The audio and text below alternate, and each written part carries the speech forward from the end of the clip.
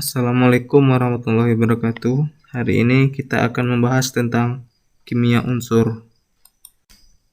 Semua unsur-unsur di alam yang sudah ditemui sejauh ini dapat kita lihat pada tabel periodik pada gambar di bawah ini.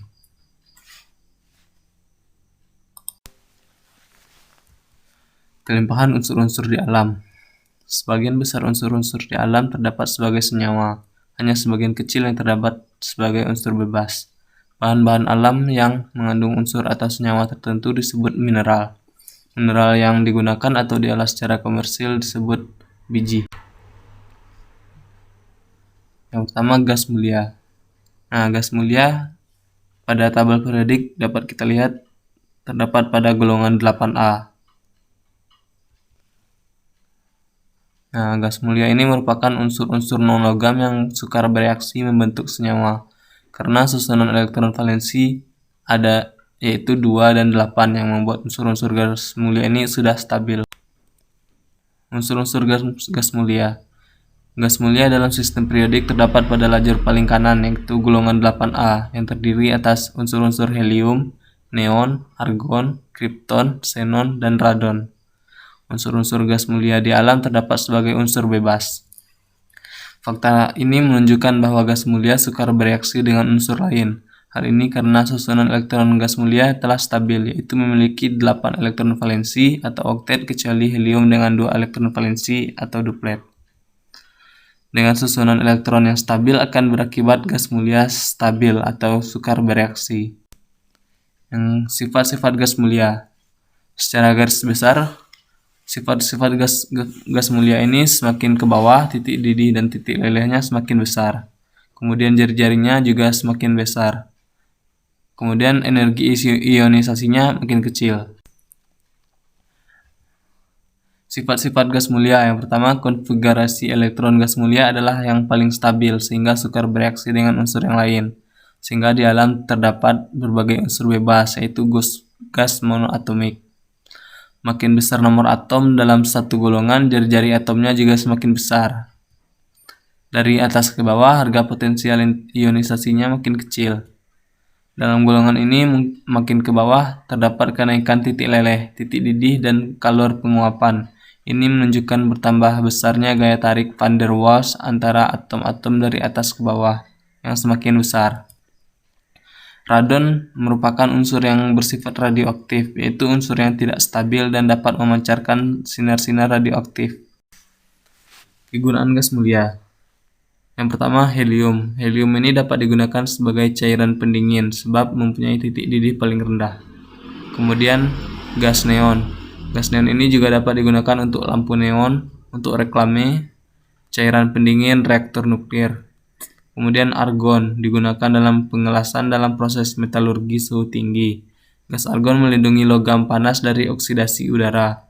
Untuk mengisi bola lampu listrik, gas argon tidak bereaksi dengan filamen panas tetapi merupakan konduktor panas.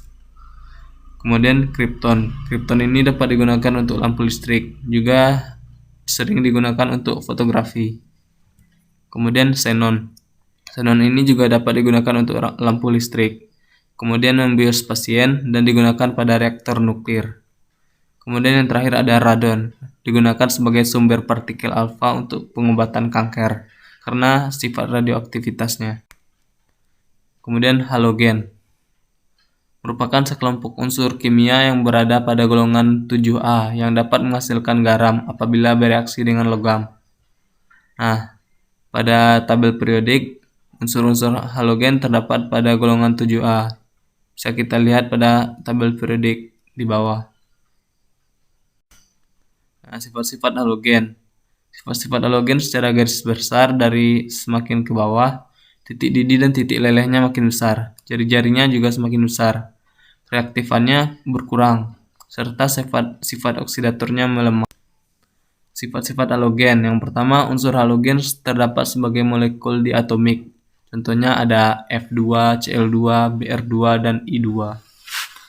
Semakin ke bawah letaknya dalam sistem periodik unsur, titik leleh dan titik didihnya makin tinggi.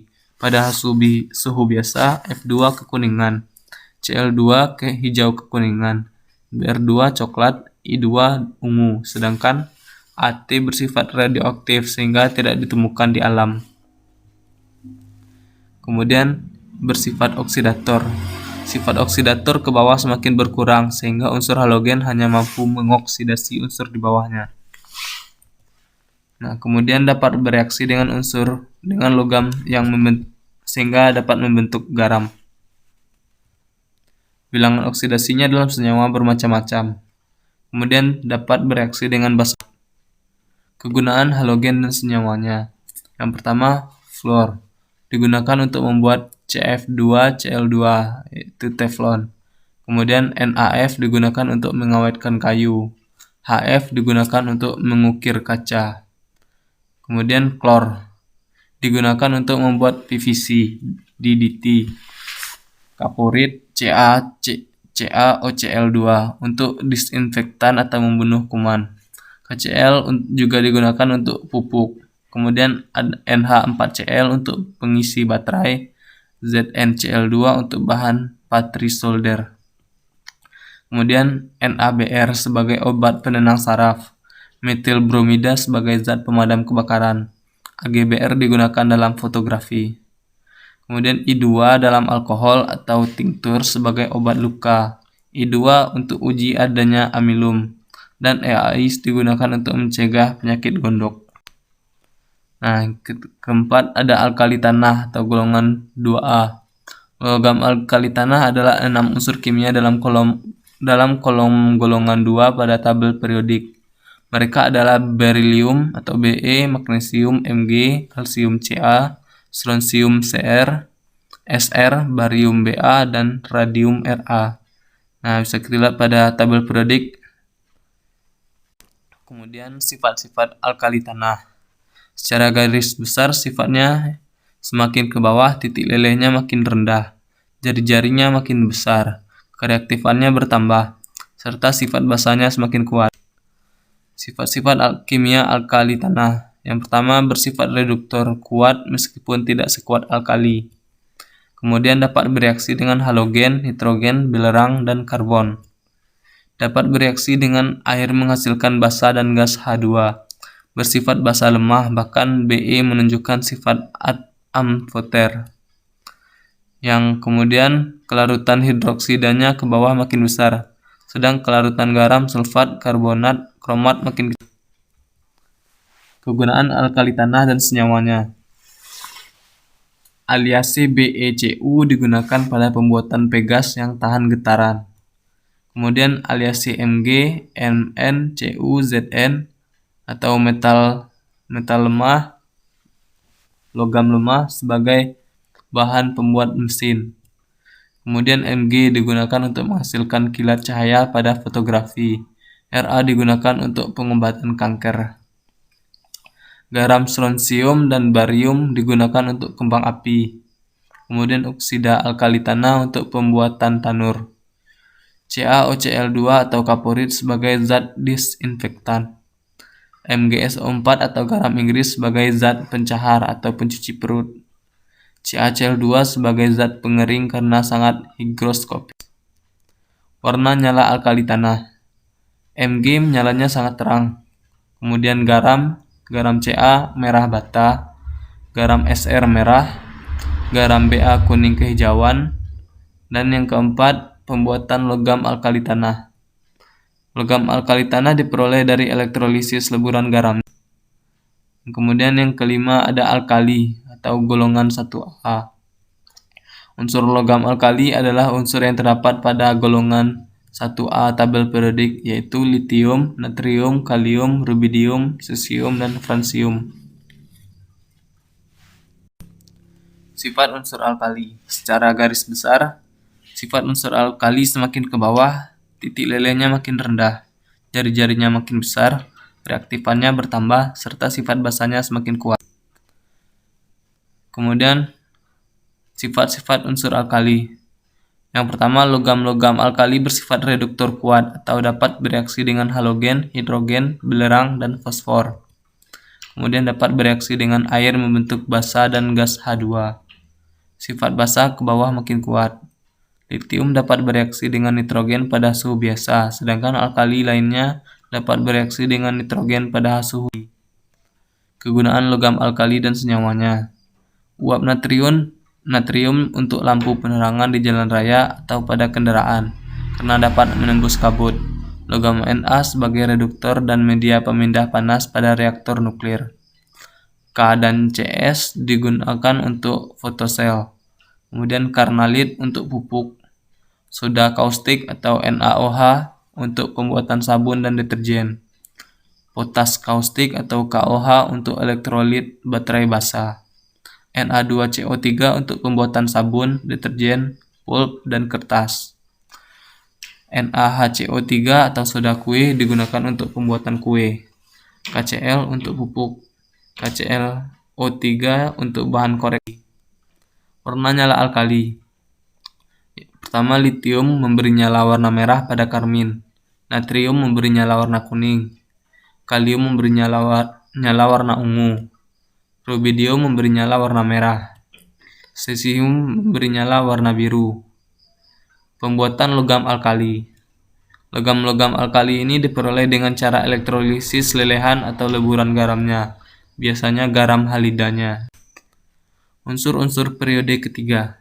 Unsur periode ketiga adalah unsur-unsur paling pada baris atau periode ketiga pada tabel periodik. Sifat unsur periode ketiga. Pada gambar dapat kita lihat pada unsur periode ketiga ini terdapat 4 macam sifatnya. Yang pertama ada logam, semilogam, non-logam, dan gas mulia. Nah, secara garis besar, sifatnya semakin ke kiri jari-jari atomnya bertambah besar. Sifat logamnya makin besar, sifat basanya makin kuat, dan reduktornya makin kuat. Semakin ke kanan, energi ionisasinya bertambah besar. Keelektronegatifannya makin besar. Sifat asam makin kuat, oksidatornya makin kuat. Yang pertama, jari-jari atom dari kiri ke kanan, Na sampai R sampai Ar makin kecil. Hal ini menyebabkan energi ionisasinya makin besar dan sifat logamnya berkurang.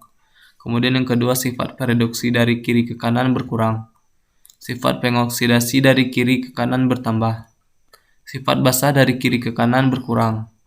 Dari Na sampai S berupa zat padat, sedang Cl dan Ar berupa. Unsur-unsur transisi periode keempat. Unsur periode keempat adalah unsur-unsur kimia pada baris keempat pada tabel periodik. Unsur-unsur periode keempat. Pertama, sifat unsur periode keempat. Nah, bisa kita lihat pada gambar. Massa molarnya dari kiri ke kanan semakin besar. Kemudian jari-jari atomnya dari kiri ke kanan semakin kecil. Masanya semakin dari kiri ke kanan semakin besar. Kemudian keelektronegatifannya dari kiri ke kanan semakin besar.